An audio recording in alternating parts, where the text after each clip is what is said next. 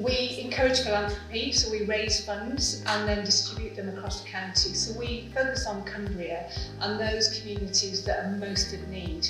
Now we manage over 100 grant making funds, but in the last 3 years we've developed some really special working relationships and have been able to manage some NHS funds.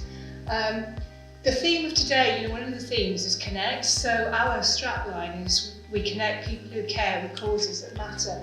And just hearing the earlier nominations before, that's what we're about, but we sort of enable the money to enable people to deliver that. So this is it's a bit dry and it's a bit numbery, but we've actually enabled 1.7 million to be awarded to third sector organisations to deliver work in the communities to improve people's health and well-being and to address inequalities over the last 3 years. And it started, we managed some COVID funding and we were asked to manage some funding specifically around suicide prevention. So COVID's impacted so many people and it's also impacted on people's mental health, anxieties. And that work specifically, we managed a fund that was initially £50,000 and we awarded grants to 6 organisations. It did increase to 1 later on, and they supported people to help people prevent suicide. This funding has now grown. We've also managed funds with our colleagues, Cumbria Community Foundation, across the whole ICB area, into the North East as well.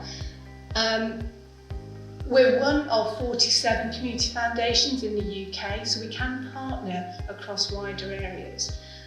I'll just highlight, so this time last year, or maybe slightly earlier, we worked really closely with Claire Edwards from Cumbria CVS, who many of you will know. So Claire contacted us and said, do you think you could manage some funding? There might be an opportunity of some funding linked to discharge. And we went, okay, so we did, not knowing much about this. It was October, the funding needed to be spent by March this year. And what we're able to do with our grant making is go out to the third sector to say, there's this fund, it will do this. Are you able? Do you have any ideas? Do you have any projects ready? Do you have any capacity? And within that, we were able to fund Age UK, both in West Cumbria and Carlisle and Eden, to develop the Well at Home project. And I'll come to that in a little while. But that has continued, and that delivery is now fed into longer term funds that we're managing this year.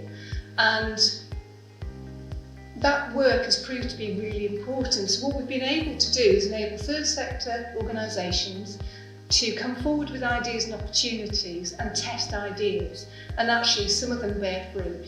And it's been quite a privilege. And Sarah's done all the hard work. I just get to talk really on that work. And we've just got a fund agreement through today to manage a green social prescribing fund going forward as well.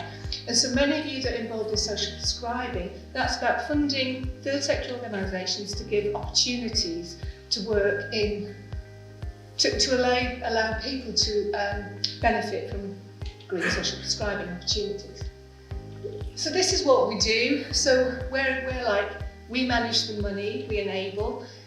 These are just some of the organisations that have been able to deliver work in communities, at the heart of communities, over the last 3 years, thanks to the funding that we've been able to manage on behalf of the NHS. The Discharge Fund, just in a nutshell, was delivered from December 21 to the end of March 23. Within that time, we were able to, so it was a combination of Age UK, working, supporting people to be discharged from home. Often people didn't have any family support, so couldn't actually be well at home without that support. The beauty of the third sector delivery is that they're able to go into hospitals, get connection with the discharge teams, drive people home if required. Some people, there was one gentleman who was eating from a shell. He didn't even have knives and forks. Another person didn't have a fridge.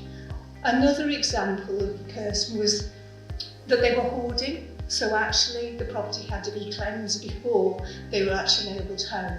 So everything is person-centred, everything is bespoke, and that's the beauty of this funding, it enables a bespoke, person-centred experience.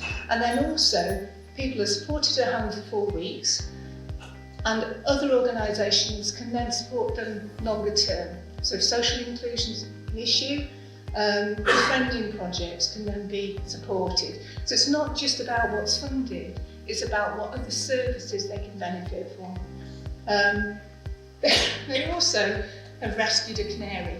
So many people at home, can't go into hospital because they worry about their pets. And those pets are probably their only friend, to be honest.